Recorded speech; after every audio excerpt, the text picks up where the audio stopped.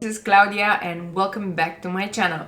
In today's video we're going to talk about how wonderful architecture in awesome cities and wonderful colors that you find on buildings do not always work out into your final piece, because no matter how much you try to match those colors, the fact of the matter is architecture can be very big and those colors work in that context. And what I was trying to do here is match that in a much smaller scale, and it totally backfired. It doesn't work at all. Although I try to be as truthful as possible to the actual colors from the real world. Of course, there is something to be learned here. But let's get started and see how the process went.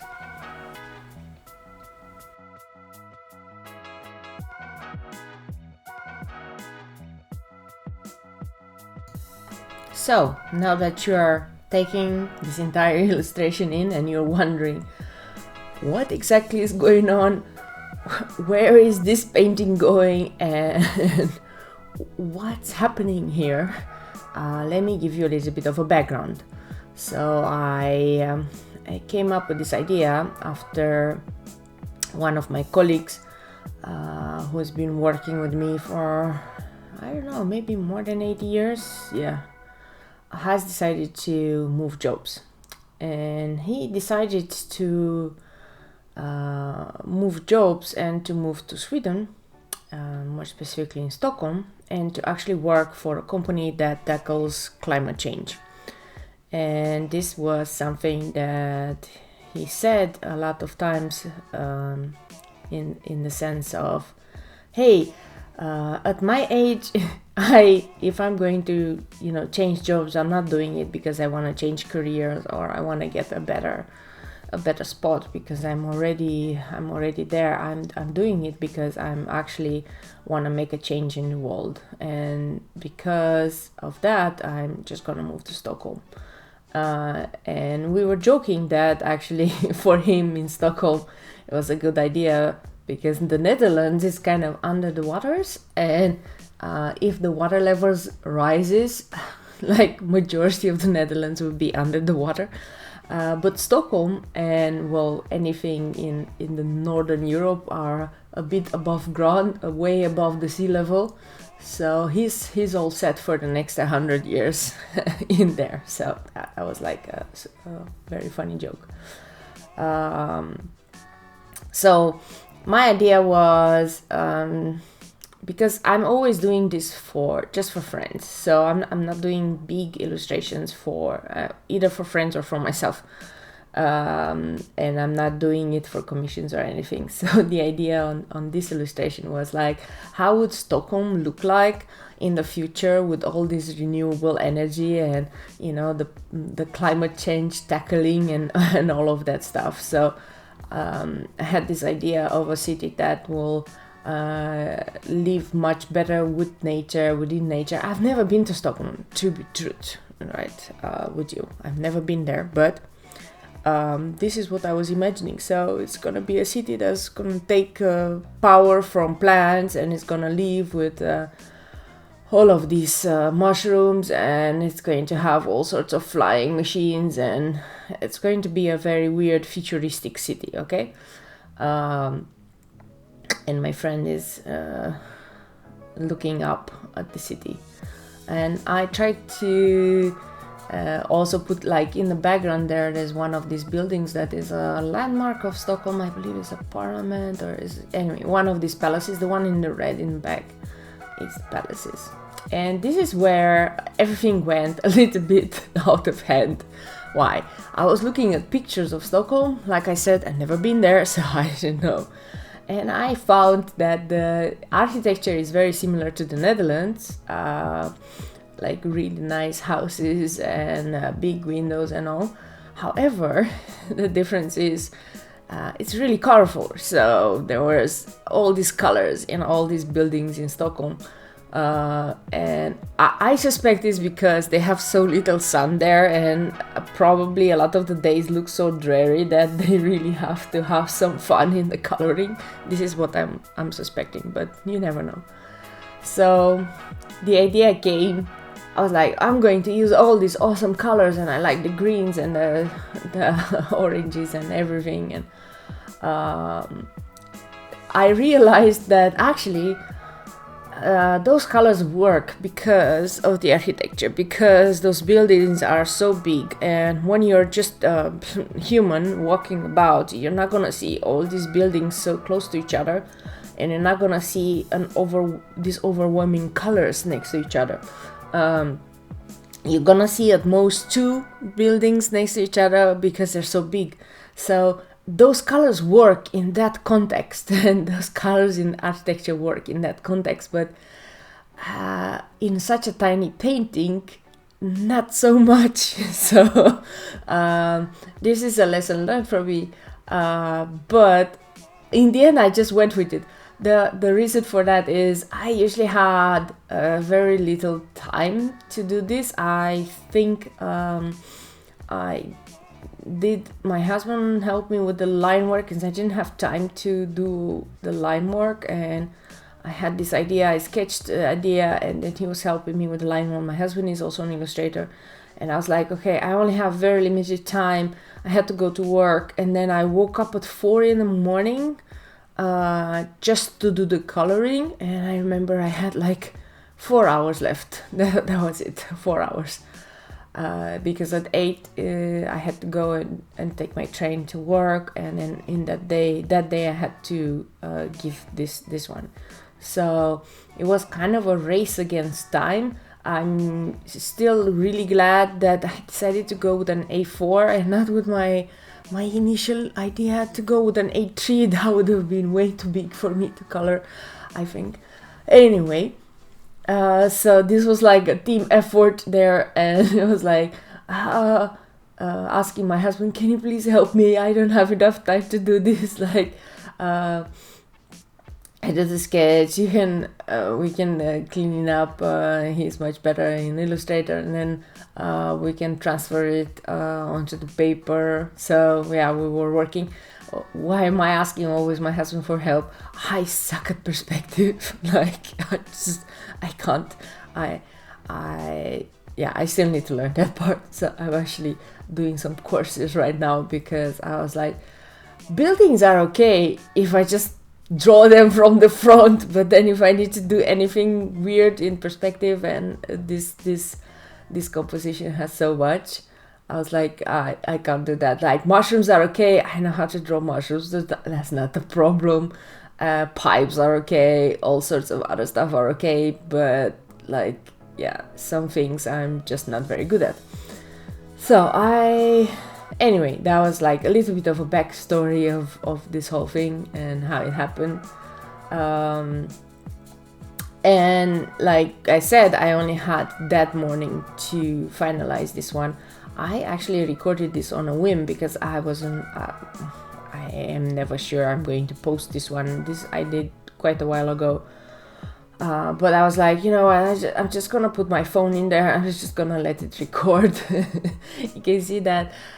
You can see my hair in the reflection, as I didn't even take my tonic matte. This one I usually have out there whenever I do like alcohol inks or anything. But I was like, I'm just gonna draw on that one, and it's very reflected, and my hair is all over the place because it was so early in the morning.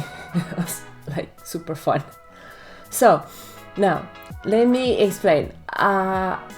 After I actually had a color composition, because I was doing that the night before. I had printed this one on just a piece of regular paper. I was doing the color composition, but of course regular printing paper, the colors were much duller, and I was like, okay, this should work. I was trying to make sure that no similar colors live next to each other, so I didn't want to have a yellow next to an orange and so on, because that would have looked very, very weird. And when I was building this painting, I was like, okay, I'm just gonna go for it. I can't go back. I can't redo the sketch. It's the last day where I can do it, so I'm just gonna go for it. In the end, I really liked it. It was a little bit of this, what I call psychedelic colors, in a way. But let me explain why it took so long to do. And it's very funny because sometimes you're thinking, I have really good watercolors, so I have a set that I made myself. I'm choosing all these colors, and all these colors I'm choosing because I don't like to mix colors. I like to have a lot of comfort, let's say comfort colors, right? So I have all these colors because I don't want to mix my own random oranges or blues. That takes way too much time for me. So I have like Daniel Smith's, I have Schminke watercolors. I just chose the colors that I liked, and I think some Cotman artist colors. The funny part with these ones is they're very transparent, all of them, so they're really good quality paints. However, in a piece like this, it actually doesn't work in your advantage, because in order to create color depth, I had to add so many layers. In some parts you had to go over it like 5 times or so just to get the depth of color. And it's when you are under pressure and you want to do things, it can take a lot of time to get to the shading that you want with transparent colors. And I think they're awesome colors, especially for florals. I mostly draw florals. I don't draw these species, I don't draw buildings, I don't draw these kind of things, and I do florals a lot. And it's perfect. These colors are perfect for flowers because they're so transparent, and like petals are transparent and everything. But I think that sometimes it might be a good idea to try more like the opaque watercolors or the cheaper watercolors when you're doing a piece like this, because man, this took forever, because I was hoping I actually could finish it like really super fast, but I just couldn't, because I had to go back and add more and more color and more and more color, more and more layers just to do things. So I was trying to also build up the colors and only color in areas that are not close to each other, because I want you to let them dry out in between. So you have to let the layers dry before you try anything, right? Another thing that I really enjoyed about this piece is that it's so busy. There's so many little details in there and little things that it's amazing. I was like thinking, I am taking so much time in drawing this, and he's gonna have so much fun over and over, probably. And of course, maybe he's not doing that, looking at it and trying to figure out all the details. And even years later, he's gonna go like, oh, I haven't seen this little thing in this little corner. So anyway, it was like really fun. My husband sometimes thinks I'm crazy, wanted all sorts of details and all sorts of stuff. But anyway, that's not the point here, right? So remember, lesson learned, big architecture colors and big architecture things, because I have lots of pictures from different cities that actually look similar. They take these really nice colors and they put them next to each other, but it won't always work because your painting is much smaller, and then your brain will go like, okay, this is really too much, because you're seeing it all in one go. And when you're there on the street, it makes sense. It really makes sense. I didn't realize that before, and okay, something that I'm really realizing now. At this stage, I think in the painting I was trying to color in all the little details, but in the back of my mind what was going on was like, how am I going to do the mushrooms? Initially I wanted to do the mushrooms like super colorful and super nice, and I think this is what I'm going for here. But I was a bit worried, like I have so many colors, and if I'm going to draw the mushrooms colorful, that's probably going to be too much, right? So it took me a while to decide which type of colors I'm going to do and which type of things I'm going to add. So of course, before I do that, I was like, okay, I need to draw the shadows and I need to deepen the colors. I need to, add even more layers. And this is where my inexperience with perspective and how the light works came into play, because I was like, it will take me forever to figure out where the light source is, where the light comes from, how I should make the perfect shadows and so on. So I just went with instinct. I was just adding shadows on the things that I thought needed shadows. It probably isn't all correct, but that's okay. This is such a weird and busy picture that in the end it doesn't matter, right?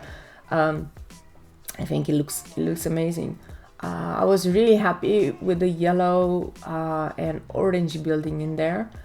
That was such a weird building with rounded corners and okay, I'm still laughing at it. I'm still laughing. By the way, I'm not sure if that's a tram or a bus, what I have in there, because I am not even sure that Stockholm has trams. I'm not sure. I don't know. I've never been. Probably I'll have to go and visit to see for myself. So if any of you are from there, let me know if I made Stockholm any justice with this painting. Could this be a futuristic Stockholm? How it will look like? I don't know. Like thinking about climate change and how things are gonna go. I'm hoping that at least it's going to be warmer weather, and yeah, it's going to be more interesting in the future. Who knows? You might be wondering, what's with the pink? Why does he have a pink jacket on himself? That was because it was a running joke. He had this because it was made specifically for my colleague. He always had this favorite shirt. It was a pink shirt that he used to come to work, and I thought I will bring that in.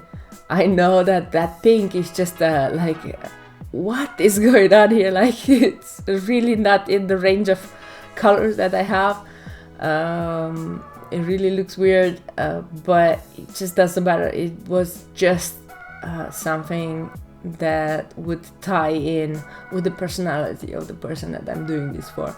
It has nothing to do with color theory or anything, right? It's just what it is. So I was just going around and doing more and more of the building and adding more and more of the shadows, and this piece is really really coming along, and I am still even at this moment in the painting, not sure what I will do with the mushrooms. So I left the mushrooms at the end after I'm finishing everything, just to give myself some time. So now there's one thing to note. Once you finish a piece like this, you do need to seal it a little bit. This is watercolors. Watercolors are, although they are super expensive watercolors that I use, not that light fast. And I know that I've tried, if you're not very careful with a painting like this and you leave it even with the slightest bit of light shining on, the colors will fade. So what I always do is I have this special spray with a special varnish that you put after you finish the painting, but ideally you would want to wait until it's completely dry, right?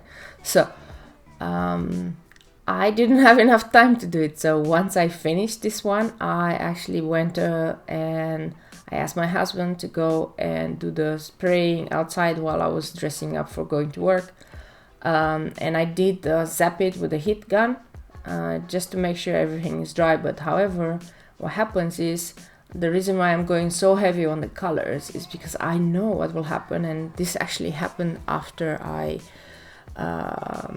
I finished the painting and I did that coat. It makes a plastic coat on top, in a way.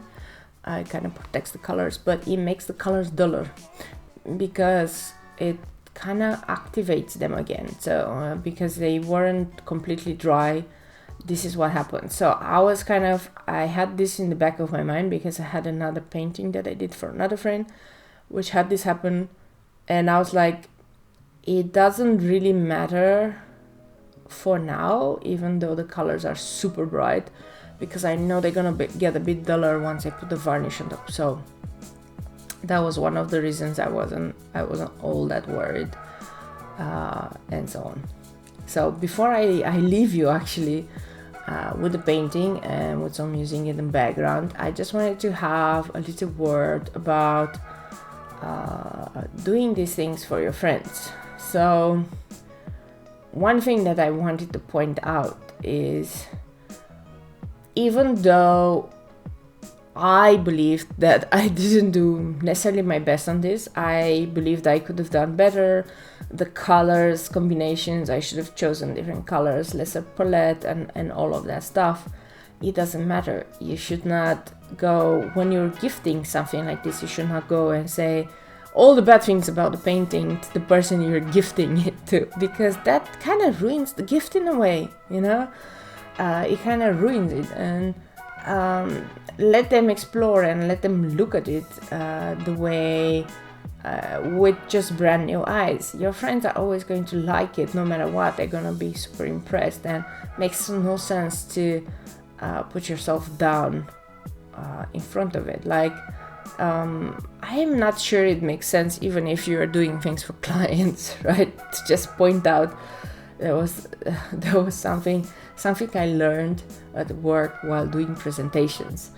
They always tell us, like, stop doing oh, I'm sorry if this is not okay, and I'm sorry, like, don't, because you're just pointing out the flaws in something to other people.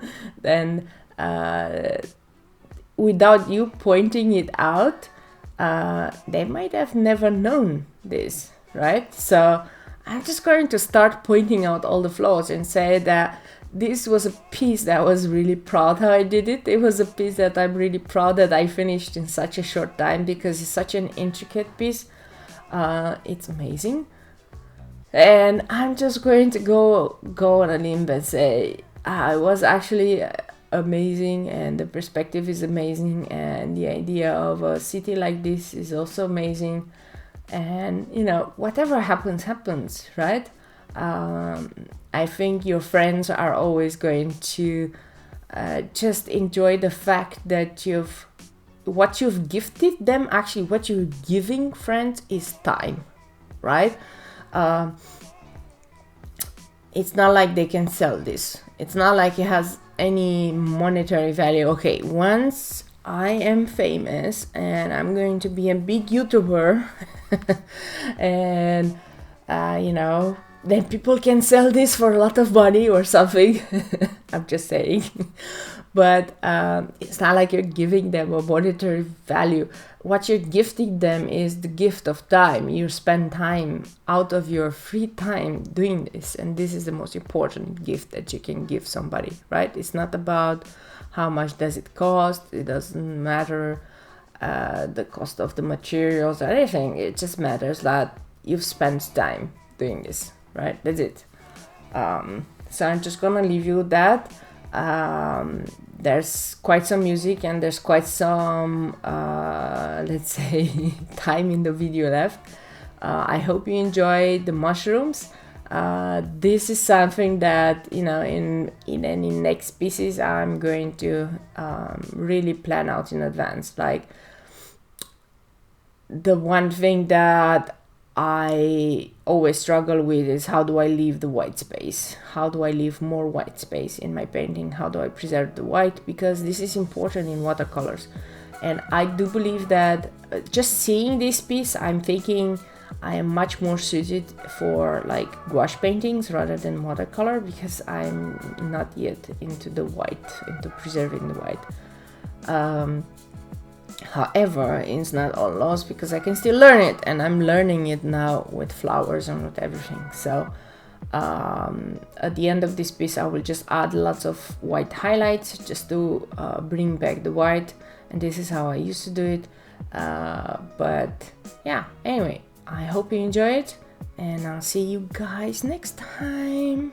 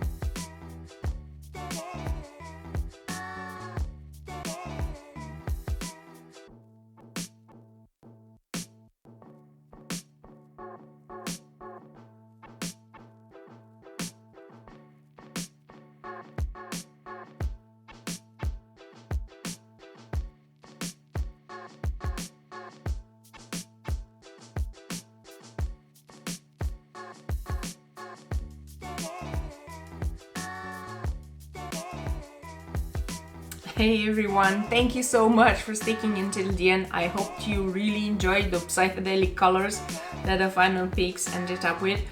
I've decided midway that I'm just gonna go with it and this is going to be what it's going to be. Actually, my friend really liked it. It was an awesome piece in the end, and I think I would do that. If I would do this piece again, I would try to tone down the colors and just use a limited palette, even though the real architecture of the city of Stockholm is totally different. If you liked this video, please don't forget to click subscribe, leave a comment or a like. I'm really much appreciate no matter what you do. If you would like to continue the journey on my channel, here are some videos that are either very similar or something completely new. And I hope to see you all next time on my next video. Bye!